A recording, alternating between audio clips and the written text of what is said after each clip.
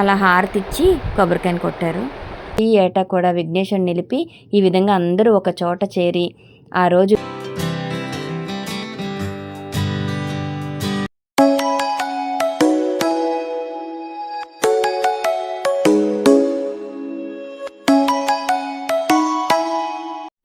Hi అండి, అందరికీ నమస్తే. వినాయక చవితిని ఊరు వెళ్ళి జరుపుకున్నామని చెప్పాను కదండి. అలాగే నిమజ్జనం కూడా అయ్యింది, చాలా బాగా అయిందండి. ఈ వీడియోలో షేర్ చేసుకుంటున్నాను. మొదట మా ఊర్లు వెళ్ళిన తర్వాత మేము కట్టించిన గుడిలో అయితే వ్రతం జరుపుకున్నాం.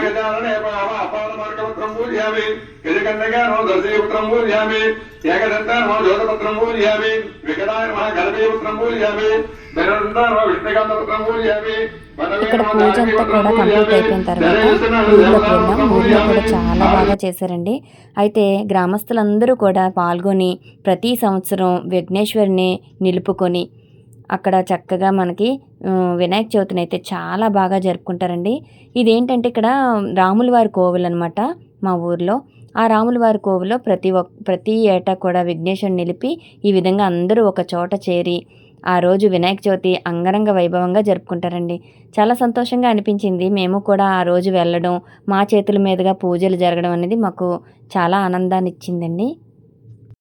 చక్కగా అందరూ ప్రసాదాలు తయారు చేసి తెచ్చి స్వామివారికి నైవేద్యం పెట్టి అలాగే అందరూ కూడా పంచుకొని ఆ రోజు చాలా సంతోషంగా గడిపారండి. వినాయక చవితి చాలా ఆనందంగా గడిచింది. అంతేకాకుండా బూరెలతో పెద్ద దండలు తయారు చేసి తీసుకొచ్చారండి. ఇంకా ఉండ్రాళ్ళతో కూడా పెద్ద దండ తయారు చేశారు.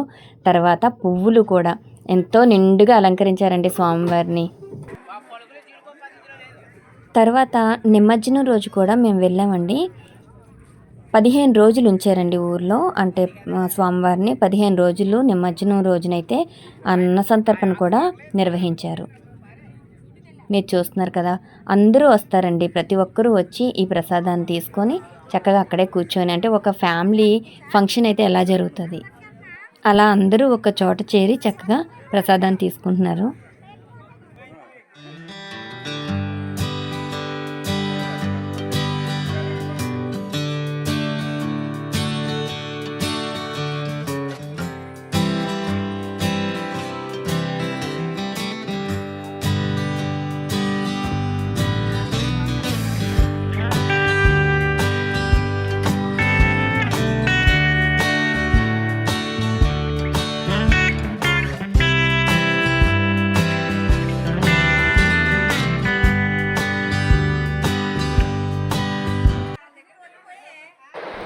సాయంకాలం పూజ అయితే స్టార్ట్ అవుతుందండి.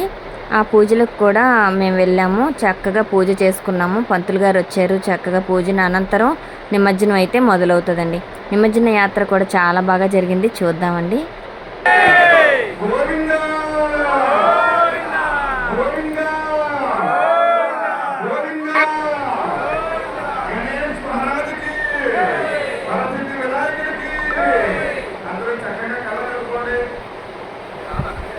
పూజ చేయడం వల్ల అత్యంత గారు కుమారి గారు చేతి పడుకోండి.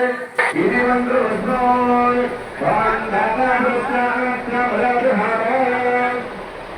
అత్యంత గారు పూజ గారు చేతి పడుకోండి.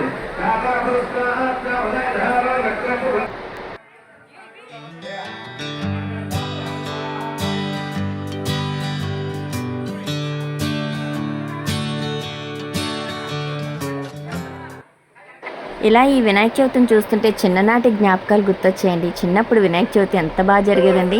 ఇంకా అంటే వినాయక చవితి అయినా దసరా అయినా అవతారాలు, అంటే మనుషులే అవతారాల రూపాలు వేసుకొని కృష్ణుడిలాగా రాముడిలాగా ఉండేవి కదండి. మరి మీరు కూడా చూసే ఉంటారు. మీకు ఏమైనా అలాంటి అనుభూతులు కలిగి ఉంటే తప్పకుండా కమెంట్ సెక్షన్లో మీ షేర్ చేయండి. తప్పకుండా నాకైతే అవే గుర్తొచ్చేయండి. భలే వెళ్ళేవాళ్ళం, చూసేవాళ్ళం అనమాట. ఓకే, ఇప్పుడైతే ఇంకా దేవుణ్ణి తీసే టైం అయితే దగ్గర పడిపోయిందండి. ఇంకా స్వామిని కదిలించాలన్నమాట. అందరూ వచ్చి స్వామిని కదిలించి వాహనం పైకి తీసుకువెళ్తున్నారు.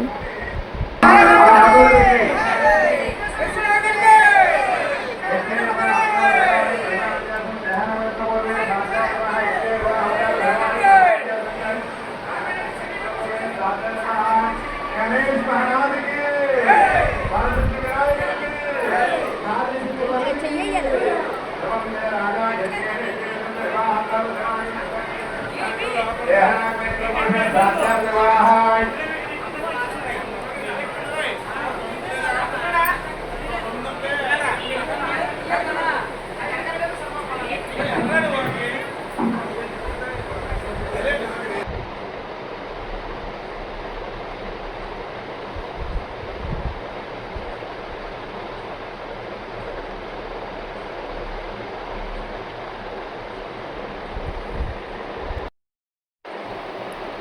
స్టార్ట్ అయ్యే ముందు హారతి ఇచ్చి కొబ్బరికాయ కొట్టాలని చెప్పారండి పంతులు గారు. అందుకని బావగారు అయితే అలా హారతి ఇచ్చి కొబ్బరికాయని కొట్టారు.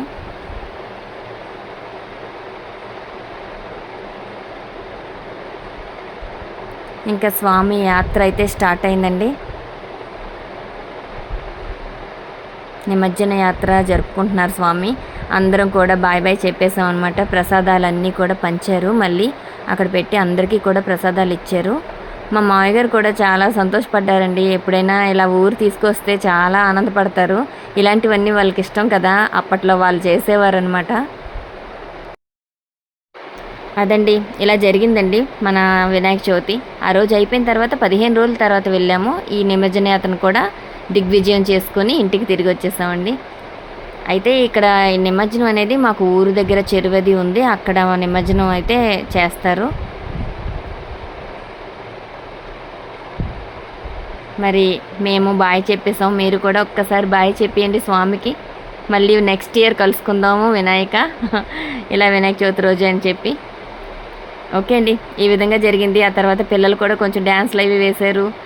అలా ఊరేగింపు అంతా కూడా చాలా ఆనందంగా వేలలతో అరుపులతో చాలా సందడిగా జరిగిందండి.